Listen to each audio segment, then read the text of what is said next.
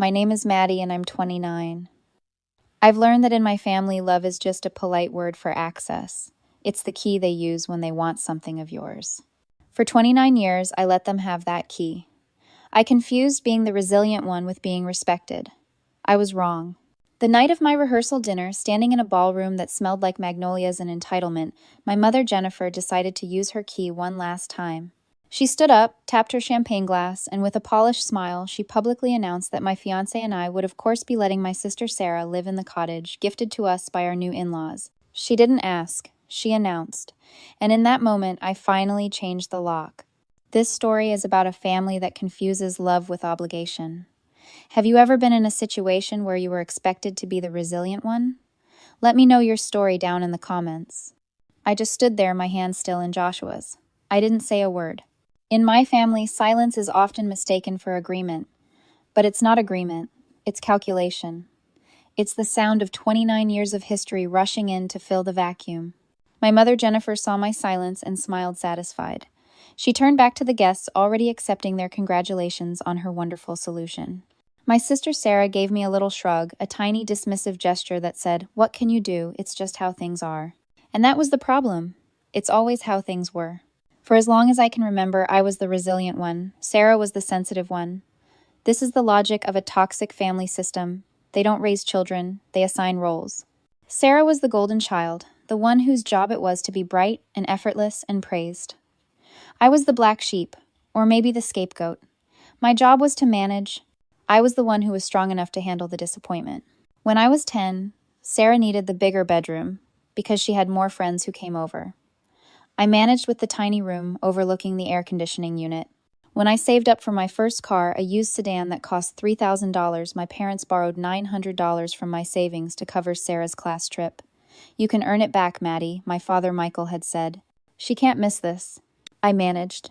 You don't realize you're in a prison when the walls are built from compliments like, "You're so strong," and "We can always count on you." These are the invisible chains of the survivor. You're not being loved. You're being leveraged. You're taught that your one value, your only value, is your ability to absorb pain without complaint. Your resilience becomes your cage. You learn that fighting back only causes more trouble, creates more drama, and hurts you more in the end. So you become quiet. You endure. You develop learned helplessness not because you're weak, but because you're smart. You've learned that the only way to win is to not play the game, to simply manage. This dynamic isn't an accident. It's the engine that keeps the family running. The golden child and black sheep dynamic is simple. One child is praised for simply existing, while the other becomes the scapegoat responsible for the family's emotional and financial balance. Sarah's job was to shine. My job was to pay for the lights. So when my mother stood up and gave away my cottage, a gift from Joshua's parents, a home that represented the first stable foundation of my adult life, she wasn't just being thoughtless. She was balancing the books. In her mind, she was simply taking from the child who could manage and giving to the child who needed. The fact that the solution was mine was irrelevant. I looked at Sarah, who was now laughing, accepting congratulations from friends for my house. I looked at my father, who was nodding proudly, as if my mother had just solved world hunger. And then I looked at Joshua. He hadn't moved. He wasn't looking at my family. He was looking at me. His eyes were calm. He wasn't waiting for me to manage. He was waiting for me to act.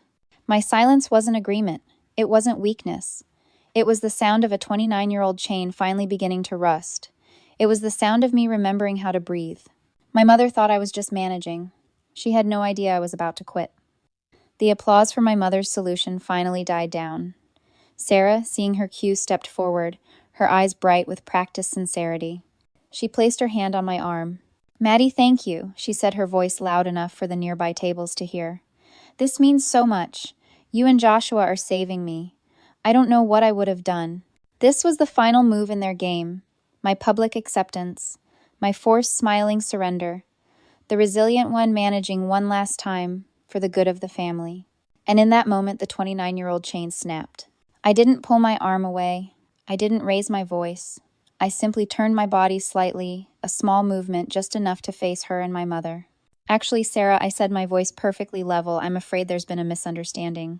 A little pocket of silence opened up around our table. My mother's smile froze. What misunderstanding, honey? Jennifer asked, her tone light but her eyes sharp. It's all settled. No, I said, still calm. It's not. We can't let you live in the cottage. Sarah's face crumpled instantly. Maddie, how can you say that? In front of everyone, I thought we were sisters. This isn't about my choice, I said, cutting her off before the tears could become a weapon. It's a legal matter. I looked past her, making eye contact with my father, Michael, who looked annoyed, and then at Joshua's parents, who looked confused. The cottage was an incredibly generous gift, I said, addressing Joshua's parents directly. But as you know, it came with stipulations. Stipulations, my father's voice was sharp. What stipulations? The binding trust agreement, I said. The legal term landed on the table like a block of ice. I watched my mother's brain try to process it. Joshua's parents, I continued, gifted us that home as a protected asset. It was placed in a binding trust in both of our names as the foundation for our new family. And that trust has rules. I turned my gaze back to my mother. One of those rules, the primary clause in fact, is that the property cannot be cohabited by any non-spousal third party. It can't be rented and it can't be borrowed. It is legally protected for Joshua and me, and only us. The silence in the ballroom was absolute. You could hear a fork scrape a plate from across the room. My mother's polished smile was gone. Her face was pale. You're lying, she whispered. I'm not, I said. I'm a structural engineer, Mom. I read every document I sign. The inheritance clause, as the lawyer called it, is ironclad. If we were to let Sarah or anyone else live there, we would be in violation of the trust. The property would revert. Sarah just stared at me, her script completely gone. So, you can't... No, I said, we can't. The power in the room didn't just shift, it shattered. My family had built their entire dynamic on emotional manipulation, on guilt, on my learned resilience. They had come to a gunfight armed with feelings. I had just brought a lawyer. My mother's face cycled from shock to white-hot fury. She knew in that instant that she had lost. She had made her move in public, and I had blocked her legally and indisputably in public. She had no one to blame, no way to spin it. I hadn't been selfish. I had simply stated a fact. The air was so thick I could barely breathe. My father, Michael, just stared at me, his mouth slightly open. Sarah looked like she'd been slapped. And my mother, Jennifer. Her shock lasted about 3 seconds before it hardened into pure, cold fury. You did this, she hissed, her voice low and venomous. You set this up. You waited until everyone was here until my toast just to humiliate me. To humiliate your sister. Right on cue, Sarah's face crumpled and the real tears began. I don't understand, she sobbed, looking around at the guests who were now openly staring. I have nowhere to go. My lease is up. I thought my own sister would help me. I thought you cared. She was good. I had to give her that. The performance was flawless. The trembling lip, the desperate eyes. The implication that I was throwing my own sister out onto the street. I could feel the judgment in the room start to shift, to pivot back toward me. I was being cruel. I was being heartless. You're right, Sarah, I said, my voice still quiet. You really are desperate. I reached into my clutch and pulled out my phone. In fact, I continued unlocking the screen. I know exactly how desperate you are. Because your mother coached you on how to perform it. Jennifer's face went white. It was the first time in 29 years I had ever seen her look truly afraid. What, she stammered, what are you talking about? I'm talking about the text messages, I said. I held up the phone so Joshua could see it, so his parents could see it. The ones you sent Sarah 3 days ago. The ones I was accidentally copied on in a group chat you forgot I was still in. I cleared my throat and read. Sarah, you need to start laying the groundwork. Tell Maddie how stressed you are about your apartment. Mention how you'll probably have to move back home. We need her to feel guilty. I looked up. My mother was completely frozen. Sarah had stopped crying. Oh, it gets better, I said and scrolled down. Here's one from yesterday morning. At the dinner, I will make the announcement. Your job is to act grateful but desperate. Cry if you can. You need to make her look like a monster if she says no. We have to trap her publicly. She's too resilient to say no to your face if other people are watching. We'll handle Maddie. You just play your part. I put the phone down on the table. You didn't just know, Mom. You were the architect. You wrote the script. You directed the performance. The silence that followed was different. It wasn't just shock, it was heavier, darker. This wasn't a family squabble over a house anymore. This was a premeditated, malicious plot. The twist wasn't that my sister was spoiled and entitled. We all knew that. The twist was that my mother, the one who was supposed to be the adult, the one who preached about family, was the one holding the puppet strings. Sarah just stared at her, her face a mask of betrayal. Even the golden child, I realized, was just a tool, a means to an end. My father looked at my mother, his expression unreadable. And Jennifer, she just stared at my phone as if she could make it spontaneously combust. She had been exposed, and she knew there was no way to spin this. There was no polite explanation for this level of cruelty. You, Jennifer, finally whispered her voice, shaking with a rage so profound it was almost silent. You did this. You sat there and let me. You. Ungrateful. She couldn't even finish the sentence. She stood up so fast her chair screeched against the polished floor. You've always been jealous, she suddenly shrieked, and the entire ballroom went dead silent. The music, the chatter, everything stopped. Jealous of your sister. Jealous because she's happy, because she has things you don't. Jennifer, sit down, my father hissed, grabbing her arm, but she ripped it away. No, I will not sit down. This is what she's always wanted. To destroy her sister's happiness, to make everything about her. She's selfish. She's always been selfish. She was appealing to the room now, her face blotchy and red, the perfect polished mask completely gone, shattered on the floor. Family is supposed to help each other. Family is supposed to give, but you, Maddie, you only know how to take. You come here to my event and you try to ruin it with your legal papers and your evidence. She spat the word evidence like it was a curse. You couldn't just be happy for Sarah, could you? You couldn't just sit there and be supportive. You had to make this scene. Joshua's parents looked appalled. Several guests were openly whispering their faces, a mix of horror, and from some, a kind of dark, fascinated pity. This was the meltdown. This was the public self-destruction. I didn't say anything. I just watched her. And my silence, my calm, was what finally drove her over the edge. It was the one thing she couldn't fight. She had come prepared for tears, for an argument, for a negotiation. She had no script for my refusal to engage. I have spent my entire life, she seethed, stepping toward me, trying to make up for what you lack, trying to protect Sarah from your jealousy, your moodiness, your emptiness. She was so close I could smell the champagne on her breath. You were always the difficult one, the one who couldn't be happy, and now you've proven it. You've proven you would rather destroy this family than see your own sister have one single perfect thing that you don't. She looked around the room, wild-eyed, searching for allies. Well, congratulations, Maddie. You've finally done it. You've destroyed everything. No one clapped, no one spoke. The only sound was Sarah, who was now sobbing quietly into her hands, not out of sadness, but out of pure, unadulterated humiliation. My mother had just confirmed everything I'd ever felt, that I wasn't just the resilient one.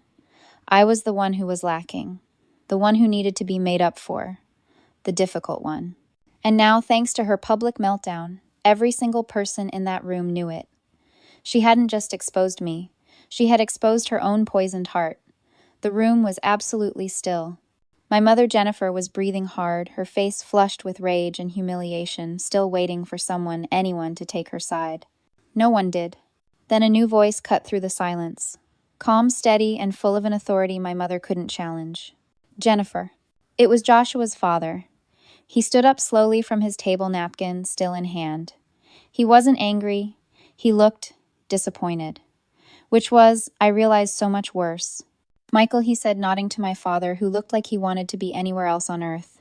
My wife and I gifted that cottage to Joshua and Maddie. We gave it to them as a foundation. A start for their new life together. A place to build their future. He paused, and his gaze swept over my mother, then Sarah, then back to my father. We have always believed that family helps family, he continued, his voice resonating in the quiet room. But what we've witnessed here tonight, what we've heard from those text messages, that is not family helping family. My mother opened her mouth, but he held up a hand. What you coached your daughter to do, Jennifer, was not an act of need. It was an act of premeditated theft. You attempted to steal the future we tried to provide for our son and our new daughter. You did it publicly, and you did it with malice. He placed his napkin neatly on the table. We are therefore leaving. This is no longer a celebration we can be a part of. We will be speaking to our lawyers in the morning to ensure all our family assets, including the trust, are fully protected from this. Entitlement. He pulled out the chair for Joshua's mother, who stood without a word, her face, a mask of quiet disgust. They turned and walked toward the exit. That was the signal. That was the moment the judgment became final. The other prominent guests, the ones Jennifer had been so desperate to impress my father's business partners, Joshua's family friends, began to stand one by one. There was no noise, no drama, just a quiet collective exodus. It was the polite, bloodless execution of their social standing. People gathered their coats. They avoided eye contact with my parents. They walked out of the ballroom, leaving a wake of half-empty tables, half-full champagne glasses, and a deafening, echoing silence. In less than 5 minutes, the room was half empty. All that remained was my family. Jennifer, Michael, and Sarah standing alone under the bright chandeliers, surrounded by the wreckage of the party they had tried to orchestrate. My father stared at the floor. Sarah was weeping silently into her hands. And my mother. My mother just watched the door swing shut, her face completely, utterly blank. She had been publicly tried and found guilty not by me, but by the very people whose validation she craved. The humiliation was absolute, and it was complete. We didn't stay. There was nothing left to say. Joshua just took my hand, and we walked out of that ballroom, leaving my family standing alone in the wreckage of their own making. We didn't talk on the drive home. It was a heavy silence, the kind that settles after a storm full of ozone and relief. The next morning I woke up before the Sunday. I felt empty, but not in a bad way. It was the emptiness of a room that has finally been cleared of clutter. While Joshua made coffee, I got to work. First, I called a locksmith. By 10 a.m., every lock on our house was new. The old keys my mother had, the ones she kept for emergencies, were now just useless pieces of metal. Then I opened my phone. I went to my mother's contact. I tapped block. I did the same for my father and for Sarah. It wasn't angry. It was just finished. It felt like an administrative task, like closing an account that had been overdrawn for 29 years. Finally, I forwarded the text messages and a summary of the evening to my father-in-law's attorney, just as he'd requested. I was protecting my new foundation. I stood in my living room, the quiet buzzing in my ears. This was it, the final definitive cut. For my entire life, I had been taught that family was an obligation you endure. That love meant absorbing any amount of pain, any amount of disrespect, simply because you shared a bloodline. And I finally realized the truth. That's not family. That's a hostage situation. Letting go of your bloodline doesn't always mean you've failed. Sometimes it's the only way to finally find yourself. We are conditioned to believe that cutting ties with toxic family is the ultimate betrayal. But what if the ultimate betrayal is staying? What if it's betraying yourself year after year, shrinking yourself down to fit into a space that was never designed to let you grow? Sometimes the most courageous act of love is not forgiveness. It's refusal. Refusing to be the scapegoat. Refusing to be the resilient one who just manages. Walking away from a toxic bloodline isn't an act of hate. It's an act of profound self-preservation. You are not a supporting character in their story. You are the lead in yours. 6 months later, I was standing in the cottage. Our cottage. The walls were a soft, warm white that I had picked out. Joshua was behind me, a roller in his hand, a smudge of paint on his nose. We were finally moving in. I looked out the window at the small garden, and I thought about the night of the rehearsal dinner.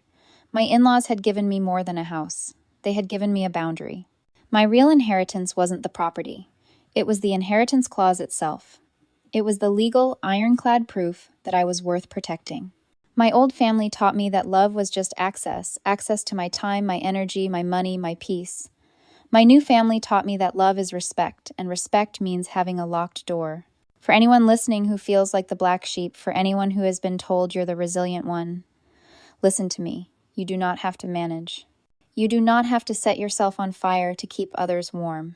Respect is the absolute minimum price of admission for family, and you have every right to lock the door legally and emotionally if they refuse to pay it. You deserve to be the foundation of your own life.